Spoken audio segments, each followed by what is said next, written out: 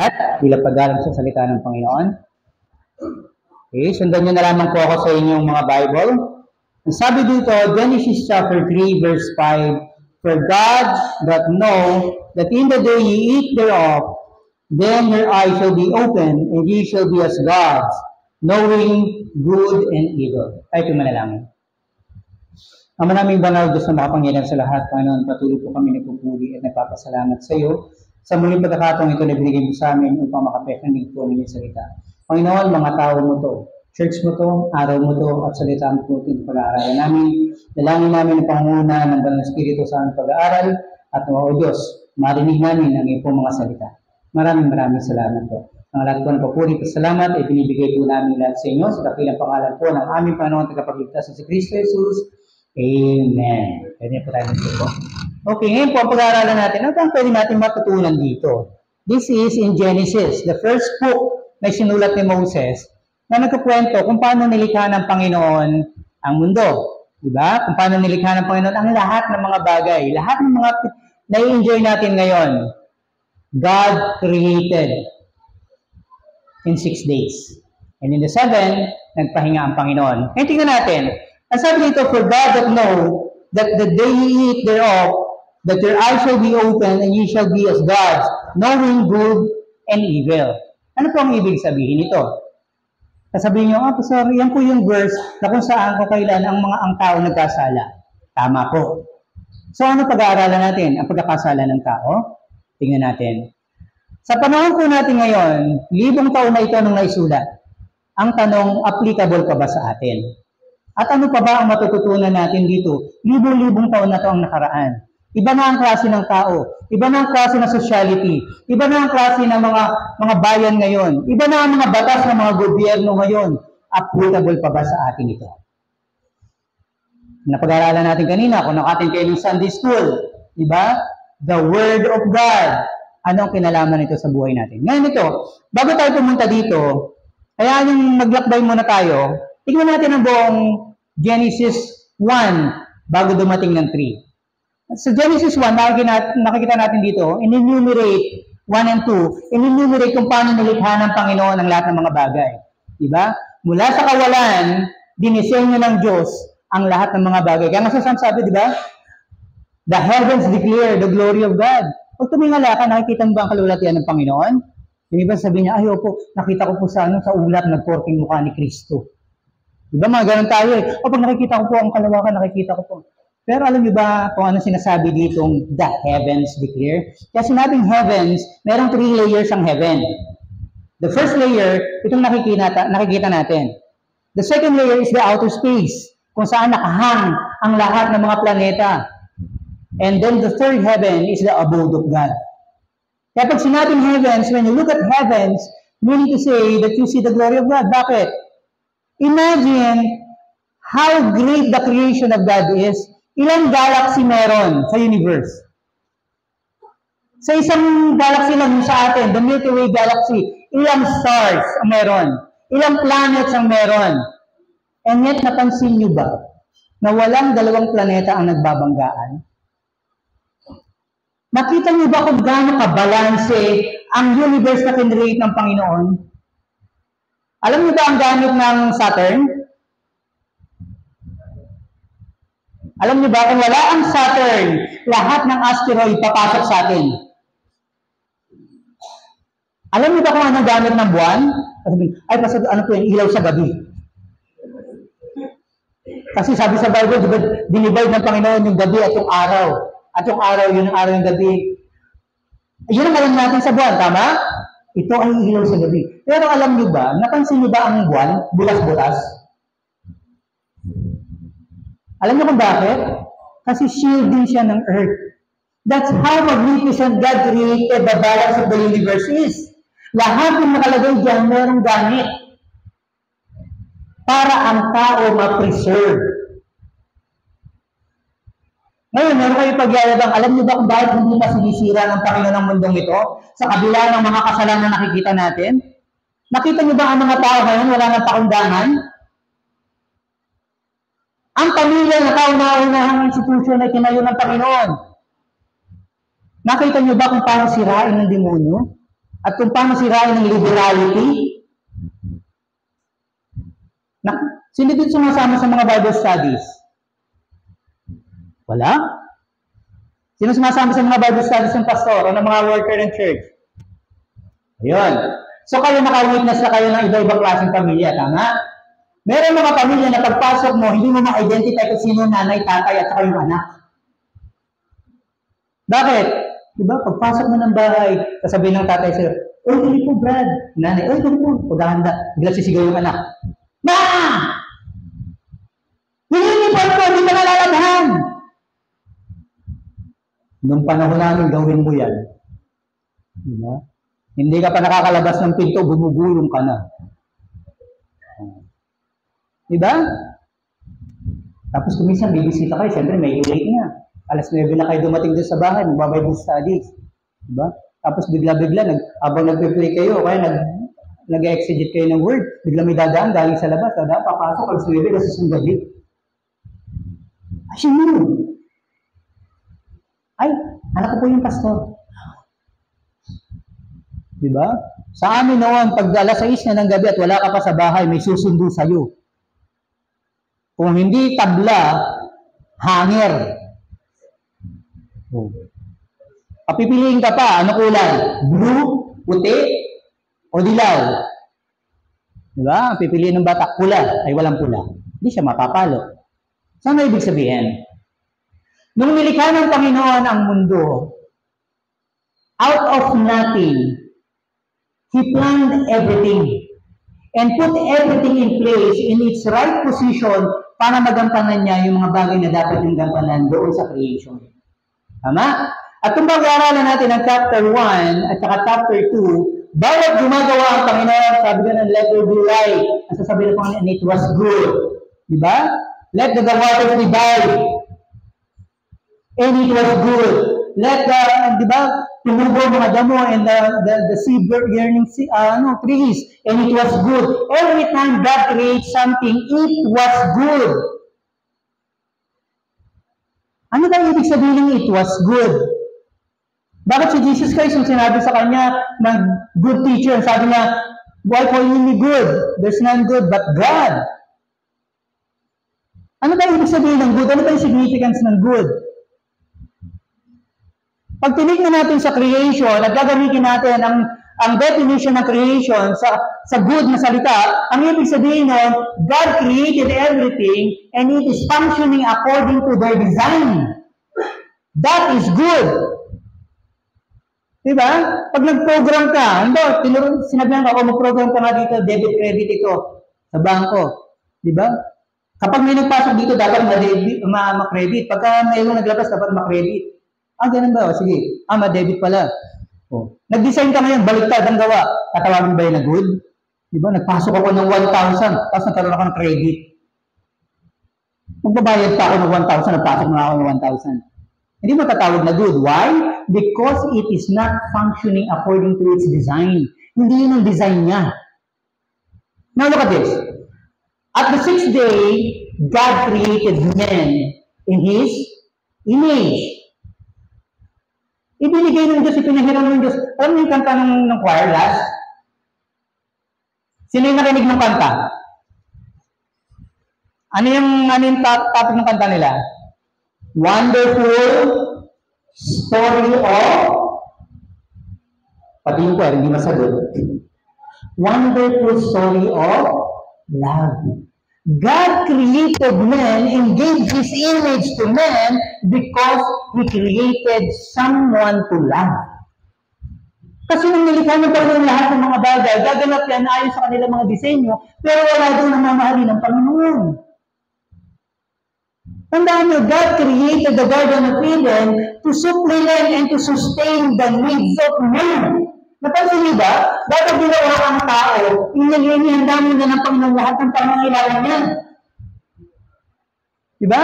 Pagkain, yung surroundings, diba? Yung mga vitamins na makukuha mo sa liwanag, lahat, everything was created to meet the needs of man.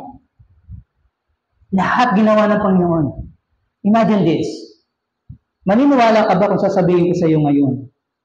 Bago ka pa ipaglihi, idinisenyo na ng Panginoon kung paano kayo panganganak, kung paano isusustain ang buhay mo. That's how God works. Kaya nga yung mga tao na hindi nakakakilala sa Panginoon, ang ginagawa nila? Sinasabi nila nagkakamali ang Panginoon. Meron pa ako nakita sa TikTok, tumalon sa building, babae. Why? Kasi hindi na nakikita ang sufficiency ng Lord sa buhay niya.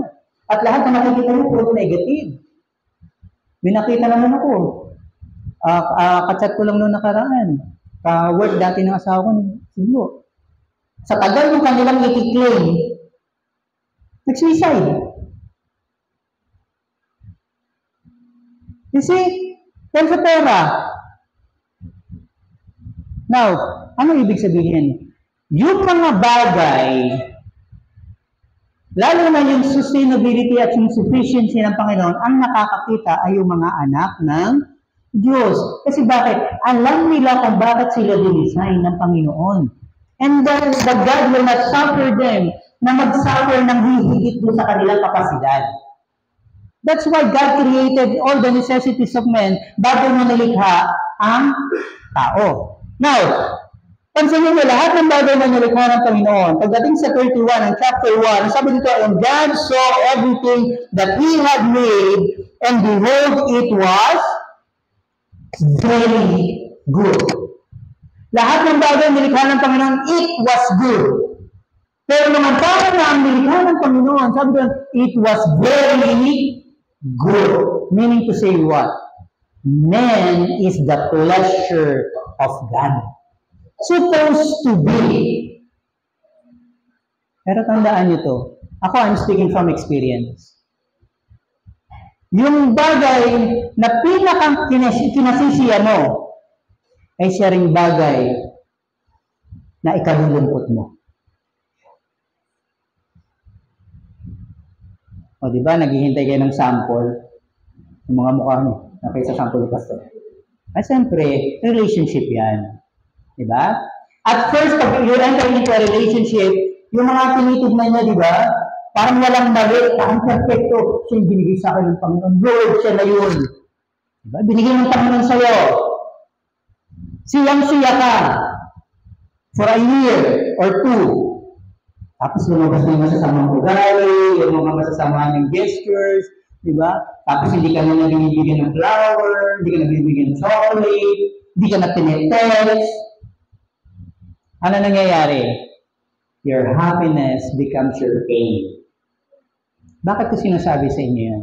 Ang title po na pinag-uusapan natin ngayon is what? Hulaan nyo. God's blessing turns into idols. Yung mga blessing ng Panginoon sa buhay mo ay nagiging idols. Ano ibig sabihin? It takes the position of God in your life. Dito, pag pumunta kayo sa binasa natin sa chapter 3, makikita nyo dito that God gave everything. Pati yung dominion. Di ba? Pati pamamahala. Dito sa pagkakataong ito, kung titignan natin sa Adam and Eve, para silang Lord doon sa creation of God. Pwede nilang kainin lahat kung gusto nilang kainin. Pwede nilang utusan. Pwede nilang pangalanan lahat. Everything they can do. Bakit? Ibinigay ng Panginoon ng pamamahala sa kanila to domain over the creation of God. Tama? Pero pansinin nyo. Nung pumasok ang Diablo, meron bang sinabi ang Diablo na hindi sinabi ng Diyos? Ang sabi ng Diablo, pag tinignan yung binasa niyo sa baba nun, ang sabi ng Diablo sa kanya, itong prutas na ito pag kinain mo, ang sabi doon sa binasa natin, ye shall be as gods. Tanong, nagsinungaling ba ang Diablo? Nagsinungaling ba ang demonyo sinabi niya kay Eve? Na kapag kinain mo ang bunga ng prutas na ito, magiging karulag kayo ng Diyos.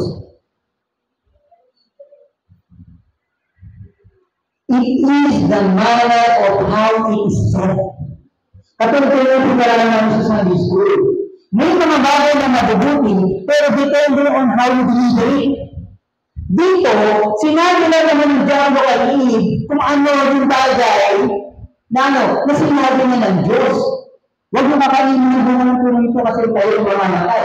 Ang pinatira lang ng gagawin ay sinabing tayo magiging katulad ng mga Diyos. Ang tanong, hindi pa ba proses ni Adam and Eve na sila ay katulad ng Diyos? Remember, God created the angels in the image. Yung sinasabi ng demonyo na mapoproses nila, they are already possessing. Binigay sa kanila para maharal ng buong sanglibutan. They are as lords. Parang Diyos sila sa mundo. Naalala si Jesus Christ? Di ba sabi ni Jesus Christ, hindi ba nasusulat na kayo ang mga Diyos din, pero little g ang ginamit? Why? Because when God gave man the power to govern His creation, binigyan niya yung authority ang man na parang maging Diyos dito sa creation na. Pero it is the limited power. Kasi bakit? Wala kapasidad ng tao mag-create.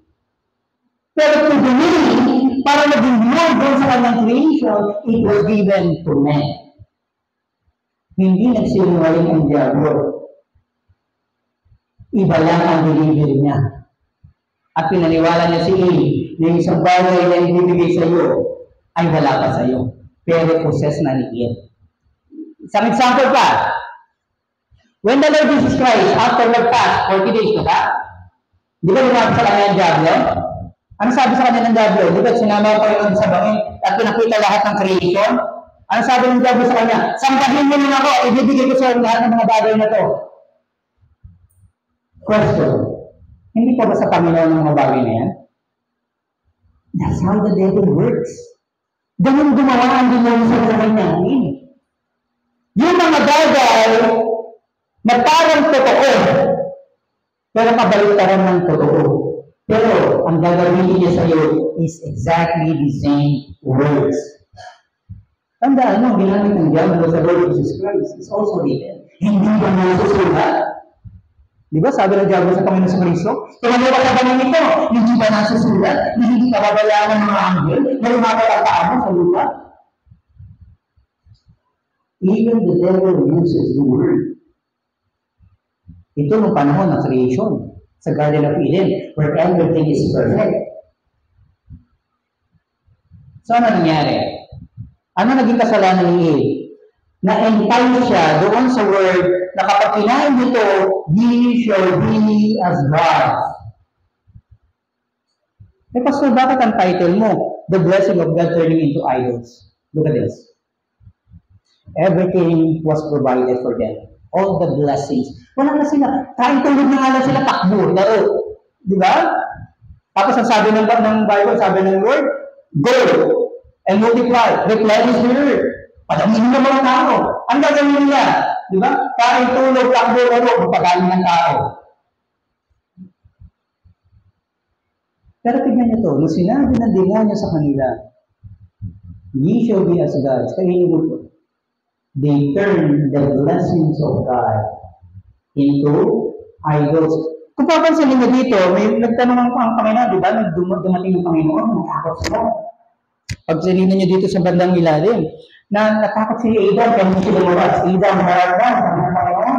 Nagsabi si Adam, bakit? Sabi niya, Panginoon, nahihiya ako. Bakit ka nahihiya? Sino sabi hubad? Sabi na kasi hubad ako. Sino sabi hubad ka? Napansin niyo yung tanong ng Panginoon, sino nagsabi? Kasi supposed to be, as the creation of God, at katiwala ng Panginoon na inilagay sa kanyang creation, the only voice that they are supposed to hear is the voice of their God. Wala nang iba. Pero the moment na tumingin sila doon sa mga blessings, at yung blessings na yun nagsalita sa kanila, at ibinay sila sa ibang pamamaraan ng ibang lakad, there becomes an idol. Bakit? Nagkaroon ng equal voice. Nagkaroon na ng dalawang boses. Hindi lang yung boses ng Diyos sa maririnig nila, hindi yung boses ng mga bagay na binigay sa kanila. Nag-umpisa na itong magsalita. Pasaran mo kinalaman yan sa amin. Ito po ang nakakatakot sa atin ngayon. Bakit? Yung mga blessings na ibinibigay sa iyo ng Panginoon, and it is starting to guide you, there is something wrong. Bakit? Kasi kapag ang mga blessings na dumadating sa iyo, nag-uumpisa na magsalita sa iyo, you are being guided by another voice. Nabibinig ka doon sa voice ng Panginoon. Example, Lord, bless mo po ako sa pamilya ko. Magkaroon po na ba kami ng sariling bahay? Mapaalam ko yung mga anak. Diba, kung titignan naman tama yung mga prayers niya. Bigyan mo po ako para mapaalam ko mga patatos ko. Pero at the time, napansin nyo, binigyan ng Panginoon, binlas ng Lord, all the materials, magkabahay ka na. Diba? Pero parang ginagawa niya yung brahmin niya, hindi mo na siya mag-church. Kasi, gagawin ko pa po yung pinto namin eh. Kasi, binigyan ko namin kasi tinutundo, tagulan na. The blessing starts to talk. The blessing starts to guide. Diba? Panginoon, pagpalain mo lang po sa negosyo ko na ito. And I promise, giving tighter ako, tutulungan ko si pastor sa ministry. Buksan ko, Panginoon. Diba? Very missionary ang isip. Binlas ng Lord. Dati kumikita ka lang ng 1,000, 3,000 a month. Diba? Ako dati nagboboteto. Diba? Kumita lang ang 500 sa isang buwan, mabigyan ko lang ng 50, 30 pesos kada araw, natutuwa na ako. Pero when God starts blessing you, at yung blessing na Panginoon sasalita na sa iyo, mga ibigay sa church yan, kailangan mo yung bahawaran ko. Huwag ka naman pumunta sa church kasi maraming posto na pag Sunday at Saturday. Kailan ka magsisilwa? When the blessing starts to fall, the man of God has to decide which voice to follow. Kapag nag-uumpisa na magsalita ng mga blessings, kailangan mong matutong makinig sa dapat mong pakinggan. Number 1, makikita natin dito, the lie of being equal to God. Kapareho naman na sila ng Diyos nung nilagay sila ng Panginoon doon sa Garden of Eden. Bago sila inilagay ng Panginoon, ng Panginoon lahat. At sabi doon, ibinigay sa kanila yung pamamahala. Kung tutuusin, katulad na sila ng Panginoon doon sa Garden of Eden, sa creation. Because everything was given to their power. Diba? Pero ano nangyari? Ito nga yung demonyo. Ito yung tinatawag na lie of being equal to God. Bakit sinabing lie? Bakit sinabing lie? Wala sinabi lang naman ng demonyo. Yung evidence sa kanila. Because it's guiding you to a different direction. Kasi bakit? Una, ang Diyos na makikita mo ngayon, ito na.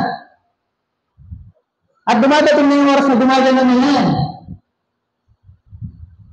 Kapag-equal na siya, so it becomes an idol. Diba? Lagi tayong, kumisan pag nag-aato, ay, idol. Pero hindi niya alam kung ano yung sabihin. It is an abbreviation of the word idolatry.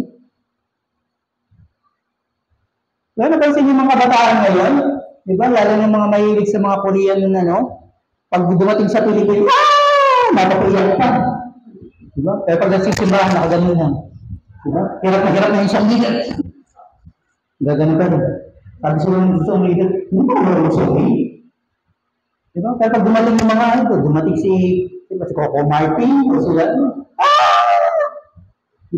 Picture po. Diba? Nakalimutan na yung itsura niya. That's becoming an idolatry. Why? Kasi sumusobra yun. Now, ano pa ibig sabihin? The lie of opportunity. Not all opportunity is a blessing. Tandaan yan. Pero if an opportunity brings you back to God, that is an opportunity. Lord, gusto ko maging PM. Ayoko pa na maging agent ng habang buhay. Nung naging TL na, Lord, gusto ko maging manager. Now, mapapansin mo doon, the higher yung position mo, the more time required. Diba? Now, look at this. Men were designed to sleep at night. Tama? Bakit? Ewan ko sa inyo kung naituro yun. Ang isang gabi ng pagpupuyat ay kailangan ng bayaran, otherwise sisimuling ka ng katawan mo. Ang isang gabi ng pagpupuyat ay katumbas ng 3 araw na pagpupuyat. Kasi bakit ang laki? Alam mo kung bakit? Kasi when you sleep, your body is rejuvenating. Yung mga internal organs mo, umaayos yan habang natutulog ka. Yung mga toxin ng katawan mo, inilalabas ng katawan mo yan. Yung mga imbalance sa katawan mo, binobalance ng katawan mo yan. So, ano ibig sabihin? When you sleep, God is recovering yung katawan mo na napagod sa doon pag maghatulog sa trabaho. So, pag in-sleep mo yun, napansin mo yung mga nasa call center, pag nagpa-over ICU, hindi na napansin yung mga insurance policy nila, lalaki, 1 million, 2 million, 1.5 million. Pansin nyo? Yung mga medical cards nila, napansin nyo? 300, 500,000 dahil. Kasi they anticipated. Alam nila. Ngayon po yan, yung araw-araw ng pagpupuyat mo, isipin mo lang pala, death. Mamamatay ka. Sooner or later. Sabi mo, pasabi mo na kinalaman yan. Tandaan nyo that your body is a temple of God. And whatever you do to, sa katawan na yan, pagbabayaran mo sa Panginoon. Ano sabi ng Bible? Isipin sila sa kanila sa temple of God. Saan gagawin Diyos? Sisiraan ka din. Why? Sinisiraan na rin lang eh. Temple ng Panginoon yan. So, tutulungan ka naman Panginoon sa pagkasira. Ako sisingin mo Panginoon, kaya naman tinungan mo ko na maaga. Ang hirap. Man is not functioning according to their design. So, man is not very good anymore. Bakit? Yung source ng glory, yung source ng pagkaliwalhati, kaligayahan ng Panginoon has become the source of his pain. Alam mo ito, from experience. Gusto kong maramdaman natin kung ano yung nararamdaman ng Panginoon sa atin. When God created us, He created us sufficiently. Lahat ng pangangailangan mo para mabuhay, doon sa buong panahon ng buhay mo, God sustains. Binibigay ng Panginoon lahat yan. Ang hangin, ang araw, ang mga vitamins sa kailangan mo. Pero kapag yung mga bagay na binibigay sa iyo ng Panginoon, ay naging kompetensya na ng Panginoon sa buhay mo, ano gagawin ng Panginoon? Anong ginawa kay Adam and Eve? Anong ginawa kay Adam and Eve? Pinalayas sila sa Garden of Eden. Anong ibig sabihin? The blessed place where God put them when they are still, di ba, obeying God. Nung nag-detract sila doon sa kanilang pananampalataya, nung lumayo sila, tumalikod sila sa kanilang Panginoon, ginawa ng Panginoon, tinunggal sila doon sa place of blessing. Kaya huwag mong ipagmalaki sa Panginoon kung anong meron ka. Kaya galing sa Kanya yan. And it is supposed to make you closer to Him. Dahil pag dumating yung panahon na yung blessing na yan, ang nagiging dahilan, kaya kaliwala sa Panginoon, expect mo, aalisin ka ng Panginoon sa place kung saan ka ilagay ng Panginoon. Tandaan mo ha, hindi yung blessing yung aalisin sa iyo ng Panginoon. Ikaw ang aalisin mo sa blessing. Nakakita na kayo ng mga tao na dati ang natataas. Ngayon tinitignan na lang nila yung mga tataas na pinrate na. Ano sabi ng Bible? Ano mapapala ng isang tao? Mapasahan naman ang buong mundo. Kung ang kaluluwa naman niya ay mawawala. Ano mapapala natin? Ako, ilang taon ko tinulungan yung asawa ko about the Bible, about the ministry, and how to read the Bible. And nung namatay siya, wala ako na-extract kahit ano sa kanya. Yung mga pinag-ipunan namin, yung mga inihahanda namin para sa health niya, para sa hospitalization niya, para sa convenience niya sa buhay, nung mawala siya, hindi ko alam magagawin ko. You see? Yun gusto ko maunawaan natin. Huwag natin hintayin na yung mga blessings na binigay sa atin ng Panginoon, alisin tayo dun bago natin maunawaan ng Panginoon. Remember this, kung tinanggal sa Eva at Adan doon sa poder ng Panginoon, they had to suffer for the rest of their lives. Pansin mo? Hindi tinalik sa Eva at Adan, nung nagsisi sila, hindi sila tinalik sa place of blessing. They have to live with where they are. At kailangan nila pagbayaran ng kanilang mga kasalanan at kabigatan. Marami na ako nakitang tao. Pinag-prosper ng Panginoon. At dahil sa mga anak sila ng Diyos, dumating yung panahon, pinanggal sila ng Panginoon sa place of blessing. Even yung mga bahay na pinaghirapan nila, pinaganda nila, tinitignan na lang nila. Diba? Kahit lagi tayo naniningil sa Panginoon eh. Kung talagang alam mo ko, Panginoon, likod na naman ako, dapat ganito. Pero ang tanong, are you still listening on God's words? Ang buong pala ng Panginoon naririnig mo? O iba ng boses ang naririnig mo? Diba? Ito, pag pinagpala ako ng Panginoon, sigurado. Ay, isa pa lang nakita ko nagkatotoo na makatupad dito eh. Si Colgate. Sabi ni Colgate na nagpe-pray siya, actually yung Colgate, hindi yun yung main brand ni Colgate. Alam niyo ba yan? Hindi po Colgate ang brand ni Colgate. Hindi yun ang produkto niya. Ginawa lang ni Colgate yung Colgate bilang giveaway doon sa produktong binibenta niya. Ang problema, napapansin ni Colgate na yung mga binibili yung giveaway. Hindi na yung produkto na ito, binibenta siya ng sabi. Hindi na siya pala binibili yung Colgate na. So sabi na tayo dahil ito, pinag-pray niya, Lord, kung bili mo ito, magbibigay ako ng 10%. Ginawa ng main brand ng Colgate, ang nilita ng Colgate niya, ganun ka. Di ba yung mga nauso, akala nga natin ngayon na nauso yung manilita Colgate, di ba sa mga hotel? Oh. Hotel ang sinabi niya, hindi hotel hotel. Okay. Nung binilas siya ng Panginoon, nakilala ang Colgate doon sa bansa nila. Kumikita na si Colgate ng millions during that time. Sabi ni Colgate, binigay niya yung 10%. Ang ginawa ng Panginoon sa kanya doon, pinrasper pa siya. Yung mga karating bansa, nakilala din yung product niya. Hanggang nakarating sa Pilipinas. Diba? Yung mga tao na muna tanong, di pa marunong mag-Colgate. Ang alam lang natin yung ano ng bayabas, diba? Ako, produkto ko ng bayabas, kaya tignan nito lang nangyari. So, makilala si Colgate, dumating yung time, ano sabi ni Colgate? Lord, I will give 90% of what I earn sa ministry. Maraming sinuportahan na ministry si Colgate abroad. Karamihan yung iba ng mga Baptist. Kasi bakit ang sabi ni Colgate? Kasi yung 10% Panginoon, sobra-sobra na para sa akin sa pamilya kong mabuhay. Si Colgate parang nakita ko na rin. Hanggang mamatay si Colgate, ang Colgate pa rin. You see? Hindi kinuha ng Lord yung tao dun sa blessing niya. But the Lord went in. Bakit? Kasi nakita ng tao pa ng ministry niya. Ikaw ba, kaya ba nakikita natin ang ministry natin sa mundo? Bakit ka ba naging tao? Bakit ka naging membro ng iglesia nito? Bakit ba una ka naging Christian sa pamilya niyo? Nalalaman ba natin ang purpose natin why we doing? Anong pangko natin sa mundo? Mabuhay, kumain, matulog, mamatay afterwards? Ganun lang ba tayo?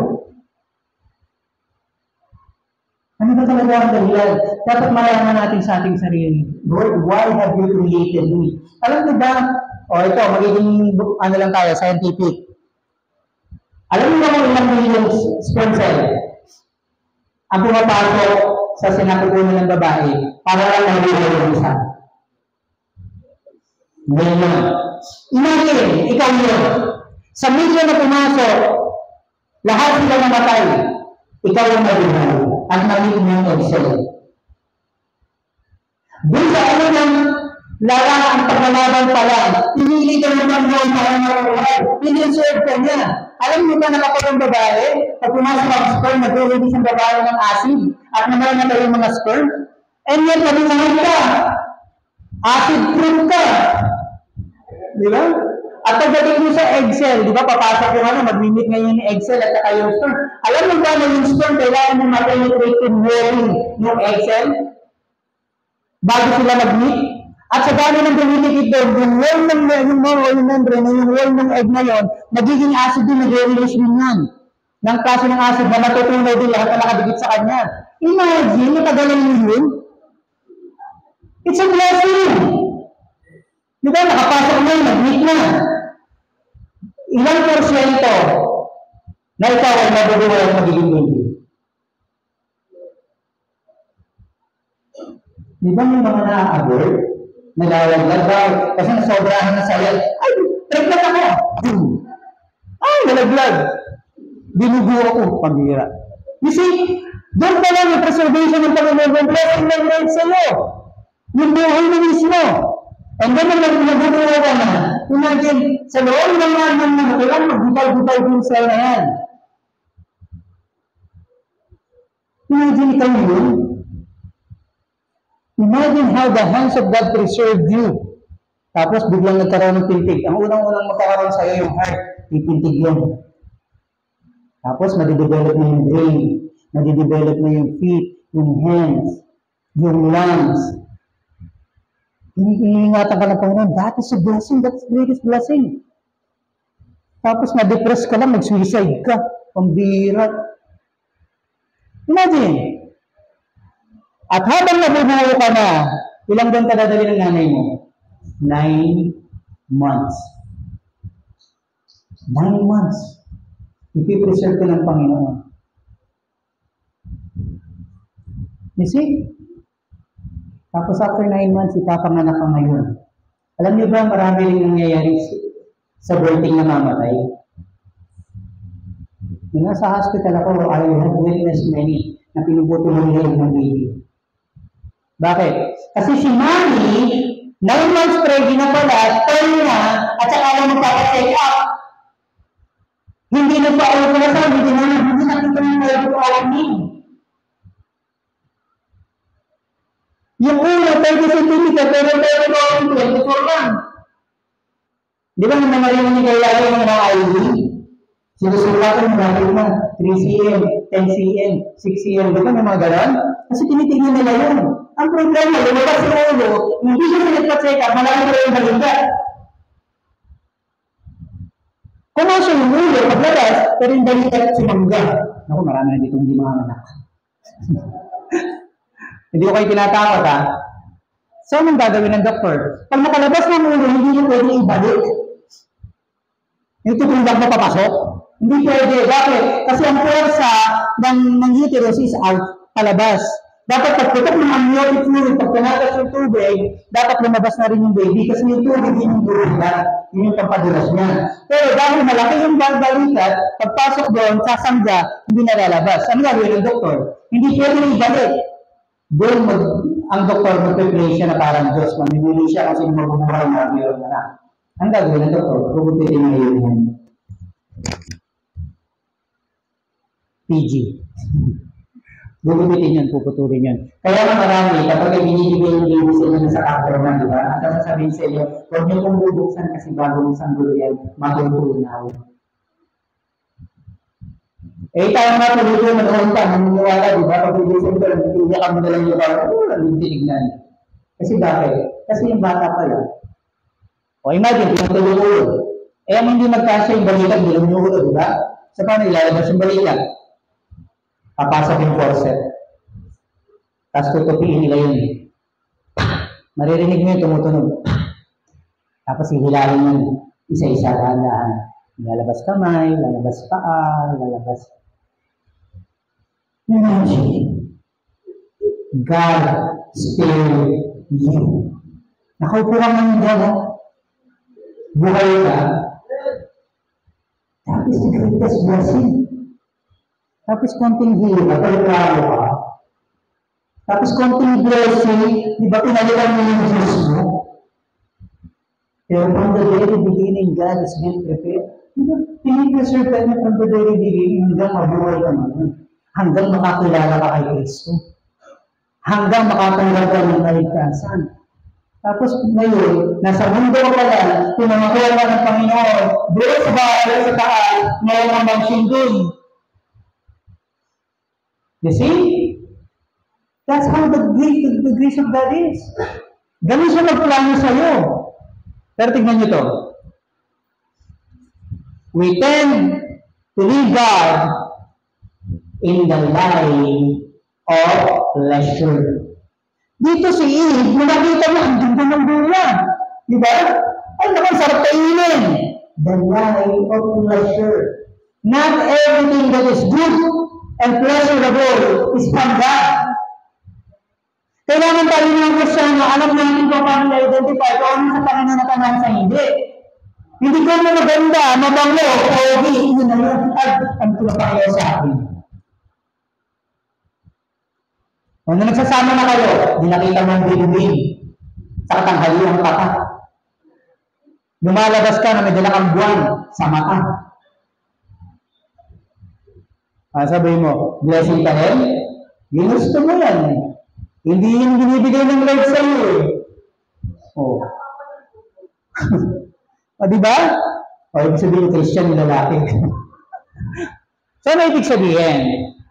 The line of pleasure. Tinutuloy tayo sa panahon natin na gutom tayo na itong nakaraan, pero still yung experience niya batagan, itinutulong pa rin sa atin kung parang sila nag-fall. God revealed us, dinayin tayo ng Panginoon mula sa kamangkayan, mula sa impyerno, mula sa kapahamakan, at inilagay tayo dito sa pagdala ng Diyos. Pero yung mga lives na yan, we have to identify. Bilang mga Kristiyano, tayo ngayon parang si Eva Tadan. Nasa poder na tayo ng Panginoon. Pero kung minsan, pag nagkakaaral tayo ko sa salvation, nagtanong natin, kasi paano kayo mga magbabackslide? Hindi mo lang tanongin, kasi secure po ba ako kung makarating ako sa Panginoon, sa kalangitan? Hindi ko sa bakit ng Panginoon, dapat ganun mga tanong. Pero gusto lang matanong ng mga Kristyano pag yung pinaturuan ng salvation, Pastor, wala ka ba kaligtasan? Bakit hindi mo mawawala ang gusto mong ano? Ba't hindi mo kukunin yung mga binibigay sa'yo ng Panginoon? Evident mo yung pinangako niya sa'yo. Dito, sa Eberedan, pinangakuan ito sa inyo ito. Nilagay na nga sila eh. Pero hinanap tayo nila yung mga tabi na wala doon. Na hindi naman nila kailangan. Pero nga, hindi mo yung doon nasa iyo na, nasa pamamahala mo na, ano ba kailangan mo? Bakit gusto mo itong maging Diyos? Diba? Dito, nilagay ka na ng Panginoon sa Kristyanismo, binuha ka na, binawin ka na ng Panginoon. Why are you still looking for idols in your life? Tama yung, kanta ng mga ladies kayo na, yung mga manis. Tampo lang ako doon kasi nung tumawag ko ng manis, walang kunti lang tumaas, dalawa lang yata tumaas ang kamay, ang dami palang manis. Ano yung title? Ano yung pinagkano ng mga manis kanina? Ha? Ano yung tanong nyo? Kailan pa? Ang tanong na kailan pa ay tinatanong ng isang taong mayroong ini-expect. Yung mga ladies ang tanong nila, kailan pa? Kailan ka pa maglilingkod? Kailan ka susurrender? Kailan ka susunod sa Panginoon? Kailan? Tandaan nyo ito ang buhay natin. Sabi ng James Perfect, parang aso yan. Parang hamog. Nakikita mo yan sa samantala at biglang mawawala. Nung mamatay ang asawa ko, there's no preparation. Walang hint, walang sign. Nung gabi lang ang sinabi ng asawa ko, dati payapak na. Sabi ko, okay, marami ko niyan. Pero walang nagpakita na yun na pala yung huling yakap. Yung tanong ng mga lady sa kanta nila, kailan pa? Tamang tanong yun. Pero dapat magitanong natin sa sarili natin. Kailan ba ako maglilingkod? Kailan ba ako susunod? Kailan ako magpapasako? Kailan? Pag mayaman na ako, pag marami na ako, ano sabi ng Panginoon sa Bible sa mayaman? Amal, ngayon din, pupunin kita. Sino ba ang ginagawa sa mga pinagpagalan mo? Alam niyo ba na lahat ng bagay dito sa mundo, ito yan na? Kasi hindi, may property ako. Yung lupa mo, sa iyo yan? Yung sasakyan mo, sa iyo yan? Tandaan mo to, lahat ng pinaghirapan mo habang nabubuhay ka, hindi pa pakinagawa ng mga susunod sa iyo. Yung bahay na pinaganda mo, pinataas mo, hindi mga anak mo ang bibira. Dahil yung hirap mo ay hindi ka mo mga nakabigay. At sa oras na mawala ang buhay at buhay. At ang titira doon, ibang tao. Ikaw ang naghirap, ibang tumira. Yung grupa na pinagkakal natin na magpapakalatay ka pa, kahit ang tagdulang. Sa'yo na yan? Subukan mo magbayaran ng tax. Kukunin ng gobyerno yan. Sabi ko sa akin na sa iyan. Mag-drive ka, mag-violate ka ng traffic. Sasaktan mo yan, bumili mo yan. Pero may pang-bilang. Sabi mo sa akin, sa iyan, wala tayong pag-aari sa mundo nito. Kaya nga yung prayer na tinuro sa atin ng Panginoon sa Kristo, di ba? Awal tayo, huwag natin, hayo, pinili, kung pa, magbrugitan. Or all as it is in heaven, give us this day. This day. We have to live our life each day. Yung nasa, yung ano, iba yung Israel, yung hindi na sila sa Egypt. Nagpaulan ng mana ng buhay ng Panginoon. Tapos ang sabi ng mga tao, puro na lang mana, puro ng mana. Gusto nila meat. Nagpaulan ng meat ang Panginoon, mga quails. Ano sabi ng Panginoon? Instruction sa kanila. Kumuha ng kayo na tayo yung ubusin sa araw nito. At wala mo susubay kahit sino ang ginawa ng mga saralay. Ano nangyari kinabukasan? Namahon sila. Bakit? Lahat ng mga bulo na mga bulo. Yung tinatayo mo ngayon, kung hindi yan sa kalawalagay ng Panginoon, at hindi tinatakinagam ng Panginoon, bakit hindi kayo kasama mo? Only the things done in the name of the Lord Jesus Christ. Yun ang magpipigil at aabot ka ng langit. Mapalad ka, binibless ka ng word sa ngayon. Pero be in the center of God's will. Kung ano nang meron ka, bless the Lord, purihin ng Panginoon. Pero yung blessing na yun must reflect the glory of God. Diba? Naglalakad ka nga yan. Diba? Yung mga kasama nga naman nagugutom. Why? Because you are not functioning according to God. Ayun yung nangyayari. Yung mga blessing natin nagiging idols. Bakit? Tumataas siya kaysa sa Panginoon. Nag-blurred ang pangamukha ng Panginoon. At nagiging vivid yung mga blessings na tinatamasa mo. Dati humahawak ka ng pinggan. Pagkatapos tumayo sa church, pakikiha ka ng tulong ka sa pagbuhang ko. Ano yung may pera ka na?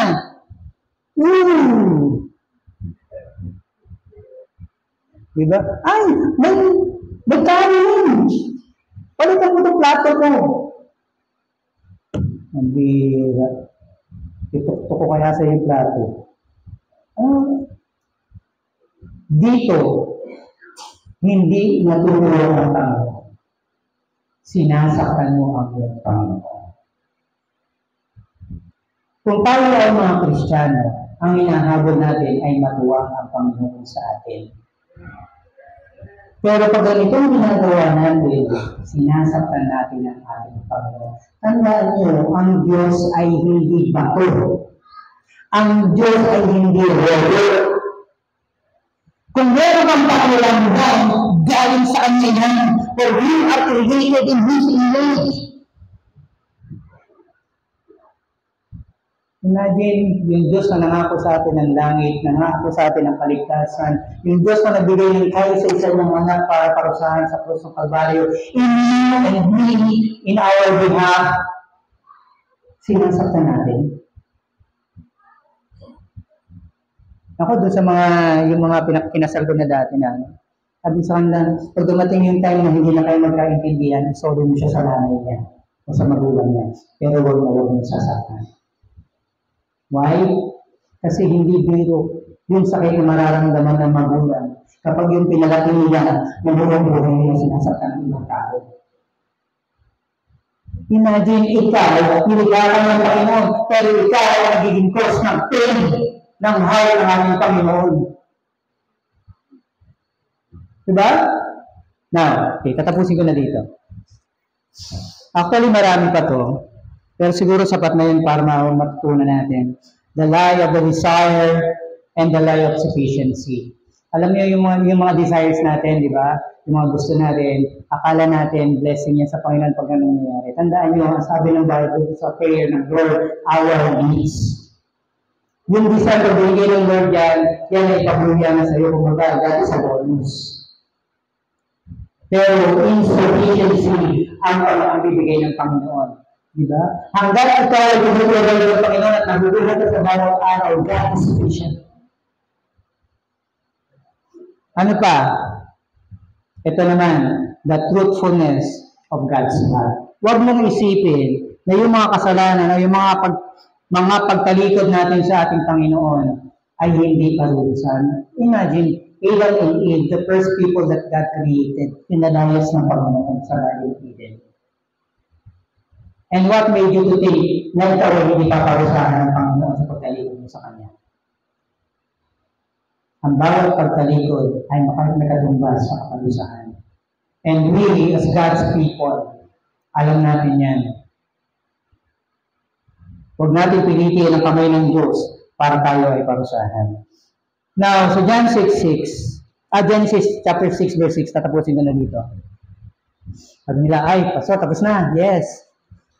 Sa 6:6 sabi dito, and it repented the Lord that He had made man on the earth. Yung repent dito, kasi ang lagi natin, di ba, na ituro ko sa inyo, what is repentance?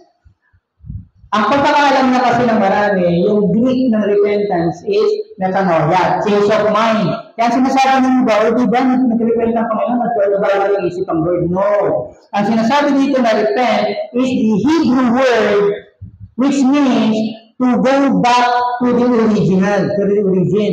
Ano ibig sabihin? Ang gusto ng Panginoon mangyari dito ay makita na yung kanyang creation in His glory. Nasa ngayon, sabi nga dito na naging green. Yung kaligayahan ng Panginoon ay naging kalungkutan niya, malayang ng kalungkutan. Para mga magulang din yan. Hindi pinagsisisihan ng magulang na pinanganak pa. Kaya ang pinalulungan ng magulang ay yun yung naging buhay mo ngayon. Nung pinanganak ka pa lang, di ba? Maayon ka na sa laro, di ba? Tapos kapag may buwari, palalawayan. Bakit? Baka mabalis mo. Pambira. Di ba? Lahat ng protection na binigay mo. Tapos kung nagulala ka na, nakikita mo, ikaw ang dasang tinupuntahan. So, ano nangyayari sa magulang? You believe. Mas malalang na malulungan mo. Ganun din ang ating Panginoon. Matapos yung hitahin ng tao para sa kanyang kasiyahan at kagalakan, ang nagbigay siya kanya ng pleasure, and then in the same time, na itong kanyang pleasure ay naging kanyang greatest dream. Ilagay mo yung sarili mo ngayon sa person ni Adam and Eve. Are you God's pleasure? Or are you His dream? Natutuwa ba? Nasisira ba ang Panginoon? Ako every Sunday, I make sure na Saturday pa lang I prepare myself. And I pray. Nananalangin ako, nagpipray ako. Doon sa church ay hinahawakan ko, bago kami mag-start ng gawain, nagpipray muna kami ng prayer of repentance. Why? Kasi may mga taong pumupunta sa church na hindi nagpipray sa bahay, na hindi hinahanda ang sarili nila. Haharap ka sa Panginoon. Napansin niyo yung prayer ko, Lord, this is your word. These are your people. This is your day. Be glorified, O Lord. Nakaupo ka dyan. Tanong, inihanda mo ba yung sarili mo? Bago ka ba pumunta sa church, nag-repent ka na? Ang repentance hindi lang tungkol sa pagtanggap. Ang repentance is the entirety of your life. Habang nalililahay kang nag-repent ka. Saturday pa lang, pupunta ka sa church. Lord, patawanin mo kung may mga nagawa kong pagkakasal this whole day, this whole week. Ihanda mo yung damdamin ko, yung puso ko, maging natanggap ko yung mga nangyayari sa iyo. Do you know the high priest during the Old Testament? Sila Eli? Alam mo ba kung bakit kahit yung mga pari ngayon meron kalambang sa paa? During the time the Old Testament, may tali pa yan, may lubid pa yan. At pagpapasok mo yung high priest sa loob, hihilayan mo ng mga tao sa labas, yung mga manggagawa, hindi rin pwedeng hinawak yung mga pakarniwang mga mamamayan. Kailangan yung mga taong simbahan, taga-templo. Hihilayan nila yung ganun. Kapag hinihila nila, hindi na sumasagot yung pari sa loob, hihilayan nila yung palabas. Bakit? Kasi namatay. During that time, yung Holy of Holies na nasa gitna ng templo, hindi pwede gamitan ng isang tao hindi kailangan dapat. Ano isang pari? Ano daw ako may kasalanan ako? Ang pamilya ko may kailangan pagbayaran? Lalapit ako sa isang pari. Sabihin ko, Ilay, handog ko ito para sa pamilya ko. Alam mo ba gawin ng pari? 1 year, isi-separate niya yung sarili niya. Iiwalay niya yung sarili niya. At kailangan siya mag-confess. Kailangan siya magbayad o maghandog para sa sarili niya. Para maging karapat-dapat sa pagpasok dun. Kasi kapag hindi siya karapat-dapat, namamatay siya. Ngayon, yung Holy na yun, ginawang accessible sa atin ni Kristo. Nung tinuro sa atin yung prayer at yung grace ng Panginoon, binigyan tayo ng karapatang manalangin at magsisi para sa ating mga sarili. Pinayagan tayong lumapit doon sa Holy of Holies ng Panginoon para ilapit natin ang ating mga sarili at ang ating mga kasalanan. Ginawa na ng Panginoon sa atin yun, pero hindi pa rin tayo lumalapit. When was the last time na nagkulong ka sa kwarto mo at umiyak ka sa Panginoon? Kailan mo huling panahon na nagawa sa isa dun sa mga bagay na ginagawa mo na hindi ka aya-aya sa iyo, Panginoon? Those things na hinahawakan mo, na pinagigil sa iyo na humarap sa iyo, Panginoon, those becomes your idol. Bakit? Mas sinasunod mo na siya, nasa sa iyo, Panginoon. Yung kasalanan, iniinalan mo na kaysa sa kahilingan mo sa iyong Panginoon. Bigyan na ilan na magkasala siya, nagtago siya. Minangat siya ng Panginoon, ilan mayalbaw.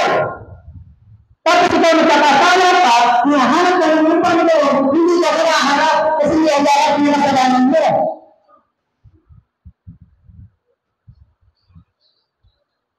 You see? This is how we change God's blessing into idols. Mga kapatid, sabi dito, and it grieved the Lord. Tandaan mo, ang Diyos natin ay hindi computer, hindi tabula, hindi bato, hindi robo. Nakakaramdam ang ating Panginoon. Gaya mo na nilikha sa kanyang langis. Kung ano mang meron ka, ay katitingnan naman ng katangian ng Diyos. Kaya sa bawat pagkakasala, sa bawat pagtalikod, sa bawat pagpapalit niya, nasasaktan ang iyong Panginoon ng mas malalim. Yung boyfriend mo lang, hindi lang text, nagalit ka lang. Diba? Yung napangasawa mo, bilang tawin sa iba, yung napansin sa iba. Diba? Gusto na maayin? Bakit kayo mo lang sinabi? Imagine, ang Panginoon, ibinigay na yung kanyang anak 2,000 years ago. Ipinako sa krus, namatay. Remember, ang sarap ng buhay ng Panginoon sa kanyang kalalagayan sa kanan ng Diyos sa langit. Bumaba sa lupa ng katawang tao, nabuhay bilang tao, at hindi lang bilang tao, bilang pinakamabatang tao para sa iyo. God made the sacrifice, the only sacrifice for you. Ang hinihingi lang ng Panginoon is yung katapatan mo sa Kanya. That is what faith is. Total surrender, total belief, total obedience. That's what faith is. And you turn His blessing into His glory. Yung mga blessing na binigyan sa iyo ng Panginoon, make sure that it glorifies God. Para it will serve its purpose. So that it will be good in the sight of the Lord. Diba? Tingnas ka ng Lord. Seek for what the purpose of God is, but binigyan ka ng ganun. Ay, binigyan ako ng sasakyan. Kasi karapat, dapat ako dito. Dapat lang ako. You see? When God bless you, hanapin mo kung ano yung dahilan na bulas ka ng Lord. There is something in you that God sees na magiging beneficial for His glory. Tama? Kahit kayo manalangin.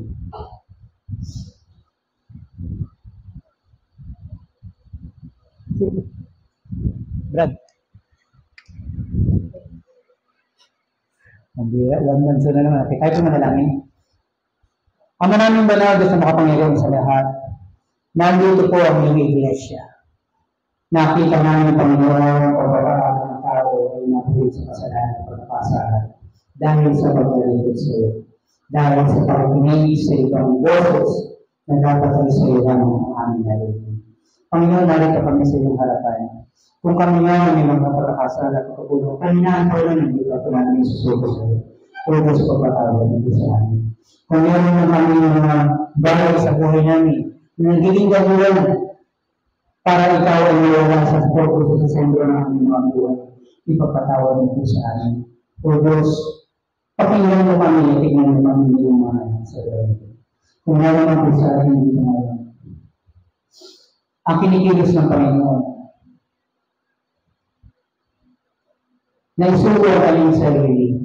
Kung may mga bagay tayo sa mga nakaraan, sa pagkakulang, yung mga blessings ng Lord na ginawa natin mas ligay sa ating Panginoon na dapat natin pagsisihan, iluhod natin sa Panginoon. At kung meron man sa atin na hindi pa rin susuko ang kanyang sarili, isuko sa aming sarili sa Panginoon because that is what we require sa Panginoon. At idalawin natin sa Panginoon na tanggapin niya ang ating pagsuko at ang ating paglulo. Lord, narito kami sa ating dapat Panginoon. Kung ang mga tayo yung mga blessings na binigay sa amin ay minsan hindi para kami ayaw kami na paglulo sa iyo. Pagkakawag dito sa amin. Kailangan namin Panginoon napaulitin mo ang aming mga pananampalataya. Gamitin mo ang aming kainaan na aming kalakasan upang kami makapagbibigan sa aming mga buhay bilang mga Kristyano. Kung gusto namin namin, tubunan mo kami na tumayo at umamin na sa lahat ng oras. Sabi ng mga Panginoon sa Isalita, seek ye first the kingdom of God and its righteousness, and all these things shall be added unto you. Lord, huwag mo kami alisin sa lugar ng aming mga blessings. But Lord, make us stand firm. Tubunan mo kami tumayo, nagindigan at magamit para sa iyong paglalatihan. Napakaraming bagay paglalawag na paligay sa amin. Maging ang buhay na kinakangkilig namin ngayon ay dahil sa iyo. Gawain namin Panginoon. Tubunan mo kami na maging mapagpasalaman at maging mapagpuli sa iyo. Maraming salamat po. Nabawagot sa aming pag-uwi, pag-uwi. Madala namin ang mga blessing nito at may share namin sa iyo. Maraming salamat po. Kung ito'y pinalalang namin sa dakilang pangalan po ng aming Panginoon at tagapagligtas sa Kristo Jesus. Amen.